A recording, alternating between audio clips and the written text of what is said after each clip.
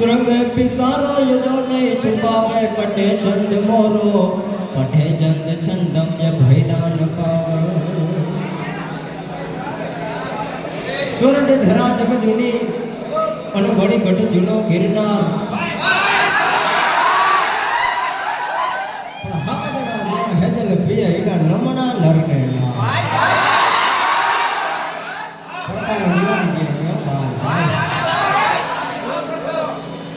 પડકારો કરવાનો વાતને કે સિટીઓ ન મારતા ભાઈ કારણ એનું એક કારણ છે કે મરદ મરે ને તો એ મારક મૂકીને મરે હો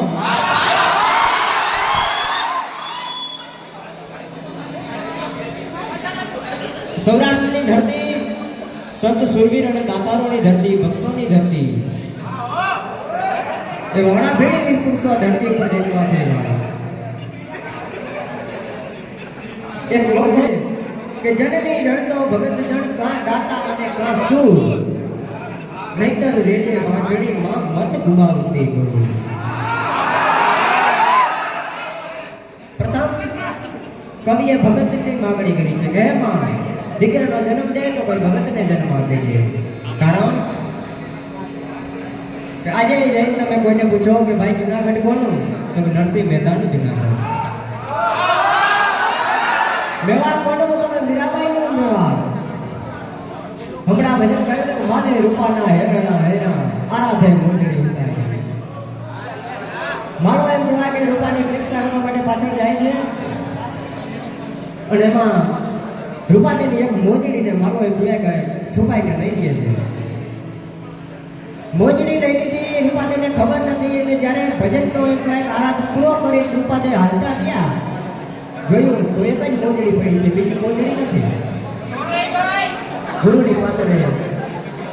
વિનંતી કરી અને સાહેબ જ્યારે આરાધ કરી અને આકાશમાંથી કઈક મોજડીને ઉતરાઈ લીધી એટલે આ ગાવું પડે તેથી આરાધે મોજડી ઉતારી આ ભક્તિ છે ભાઈ ભક્તિ કરો પાતાળ ને પ્રગટ ભય આકાશ દાતારને પણ જન્મ લીધો અને મારે જે વાત કરવી છે સુરવીરને પણ આ દેશની દીકરીઓએ જન્મ દીધો કેવા સુરવીરો કે ડગે જો આસમાન તો ભુજ પડે ટેકા દીએ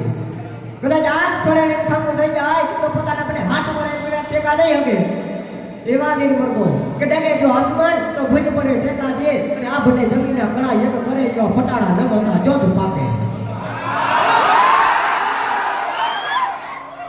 એવા વીર સુરવીરો કે જેને પોતાના લીલુના માથાના બલિદાન આપી જ્યારે કોઈ ધર્મની સામે કોઈ ભેદ દીકરીના શિયાળની રક્ષા કરવા માટે થઈ અને કોઈ ધર્મની સામે ખોવો ભરી ધૂળ ગાડીને ત્યારે આ દેશના વીર પુરુષોએ એમ કહે કે પોતાનું મોતને વાલું કર્યું છે ભાઈ કાળની સામે તેને ડગલા દીધા અને કવિ તો ત્યાં સુધી લખે છે કે વડે નહીં કે કરે દુનિયામાં બે કે ઠેઠે કે વડે નહીં કે કરે દુનિયામાં બે કે ઠેઠે અરે જરા સરદાર મર્દોના સજી લ્યો તો મજા આવે અને મજા કોઈ ઓર ના આવે દાદ કાયર વેશ મૂકો અને કાદંબે કાળની હવા ભરી લ્યો તો મજા આવે કાળની હમે દેશના યુવાનોએ કદમ ભર્યા છે ભાઈ આજ પણ મારે તમારે આ રડિયાળી રાતની અંદર એમ કહેવાય કે આ ચિત્રને જોવું પડે જેમાં રાણો બેઠો છે જેમાં ભગત બેઠો છે જેમાં શિવાજીને યાદ કરવો પડે તો કામ જ્યારે પૂર્ણ હિન્દુસ્તાનનો બાદશાહ જલાલુદ્દીન અકબર પૂર્ણ હિન્દુસ્તાન જેના ખંભાની માથે હિબકા લઈ રહ્યો છે જેને કચેરીમાં બોતેર ખાન બુમરાઓ બેઠા છે જેમાં પક્ષી પેચરન કરી હવે કોઈની માથે મૂછની માથે કોઈ હાથ ન નાખી હવે પાપડીનો પેટ હવો ન થાય એમ કહેવાય કે એ અકબરની કચેરી ભાઈ એમાં દુર્સાજી હાડા નામનો કવિ મહેમાન બન્યો ભાઈ એટલે અકબર અને રાણો ક્યારે આપસમાં ભેગા નથી થયા એટલે રાણાએ પ્રશ્ન કર્યો કે કવિરાજ તમારો રાણો છે કેવો એમ ક્યાંક ચિત્રમાં શબ્દના ચિત્રમાં એમ ક્યાંક વર્ણન તો કરો તમારો રાણો કેવો છે ત્યારે ભાઈ કવિઓ એવા હતા કે શબ્દની અંદર ચિત્ર ખડા કરતા હોય એટલે ત્યારે દુર્સાજી હાડે 76 દુહા લખેલા રાણાના ને અકબરની કચેરીમાં અકબરના મોટા મોઢ તેથી એટલું કીધેલું કે સાંભળી લે અકબર અમારો રાણો કેવો છે એમ કઈ કવિએ દુહો કીધો પણ અકબર પથ્થર જને ભૂપત ભેડા પણ એનો હાથનો અરે રે એવો મારો પારો હરિરાણ પ્રતાપ છે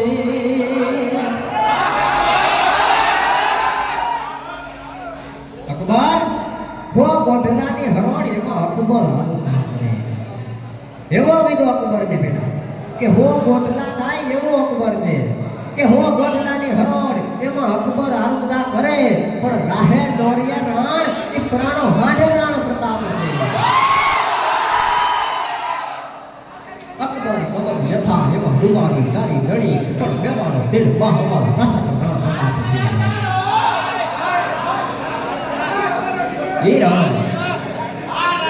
એ વાત તો ભાઈ સાહેબ જૂની થઈ ગઈ 1516 ની આસપાસ પણ કાલ હવારનો દાખલો લઈ ગયો જેવું એમ કહે કે અંગ્રેજ હકુમતે સમગ્ર હિન્દુસ્તાનને ભરડો લીધેલો અને એમાં સાયમન કમિશન જેવા કાયદાઓ અંગ્રેજ અધિકારીઓએ નાખેલા અને એ સાયમન કમિશનના વિરોધ માટે થાય જેની બસોના ટોળે લાલા લજપતરાય નીકળો ભાઈ પણ એ લાલા લજપતરાયની માથે સાયમન કમિશન માટે થઈ અને અંગ્રેજ અધિકારી જનરલ સ્કોટ અને જનરલ સાન્ડર્સ લાઠીચાર્જનો હુકમ કર્યો લાઠીને કાંક પ્રહાર થવા માંડ્યા અને એમાં લાઠીમાંથી એક હોકીનો ઘા એવો લાલા લજપતરાયને લાગ્યો કે લાલા લજપતરાયનો આત્મા છે એ કંઈક દેહ છોડી નીકળી ગયો લાલા લજપતરાયનું અવસાન થયું એટલે લાલા લજપતરાયને એમ કહેવાય કે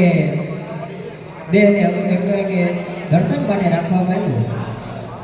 દર્શન માટે રાખવામાં આવ્યું એટલે સૌ દર્શનાર્થીઓ જે સર્વ હિન્દુસ્તાનના માનવીઓને શ્રદ્ધાંજલિ આપવા માટે આવે છે એટલે શ્રદ્ધાંજલિ આપતા આપતા કોઈ એને ફૂલ ચડાવે કોઈ એને હાર ચડાવે કોઈ શ્રીફળ વધારે કે લાલા તારા આત્માને પરમાત્મા શાંતિ આપે એવી હવે કંઈક પ્રાર્થનાઓ કરતા હતા પણ એમાં એક જુવાન આવે છે ભાઈ અને જે કરી શકે એ જુવાન જ કરી શકે ઘરડાઓને તો બૌદ્ધ કંઈક છોડી રહ્યા આ દેશનો જુવાન આ દેશનું ભાવિ ભવિષ્ય તાકાતવાળું હોવું જોઈએ એમાં એક જુવાન હેલો આવે ફૂટતી મૂછ 20-22 વર્ષની ઉંમર પણ એક એક આંખની અંદર તમે નજર કરો તો એમ કાઢો તો મોહન અકળજનું લોહી રેડી દીધું એવેલા તમે તાંબા જેવી આંખ થઈ ગઈ છે પવનની અંદર એમ મૂછડીયું ફરાક ફરાક ફરાક એક વાર ધીરે ધીરે ધીરે ધીરે ધીરે કાટ કાટ કાટ જેમ ગીરની ડુંગરામાંથી આમ જ હાઈલો હતો એ હાઈલો આવે છે ભાઈ અને લાલા લજપતરાયના જમણા પગના અંગૂઠે એક આંગળી અડાડીને જુવાન એટલું બોલ્યો લાલા એ લાલા આજની સુધીમાં તને ગમે એ માણસે ગમે એવી શ્રદ્ધાંજલિ આપી હોય પણ હું એટલું કહું છું કે તને જે બોલા અંગ્રેજ અધિકારીએ લાઠીચાર્જનો હુકમ કર્યો એ કાલનો હવારનો હોરજનારાયણનો કોર કાઢે અને કાલનો હોરજનારાયણ નાચમે એ પેલા જો ભડાકે ના દઉં તો સરદાર ભગતસિંહ નહીં ભાઈ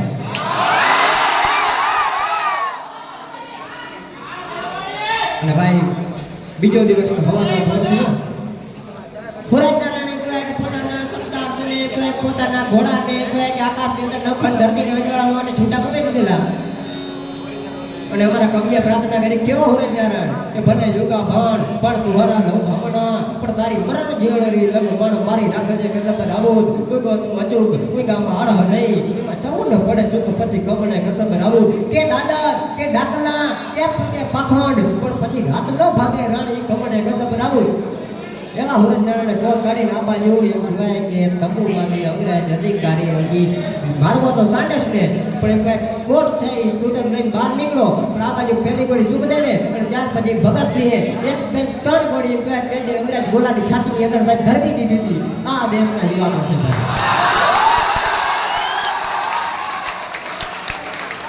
એટલા માટે કહેવું પડે કે કિતને ઝૂલે थे फांसी पर આ દેશ માટે કેટલા કેટલા બલિદાન દીધું कि कितने जले थे फांसी पर कितने ने गोली खाई थी तो क्यों गलत सिखाते हो साहब कि सिर्फ चरखों से आजादी मिली थी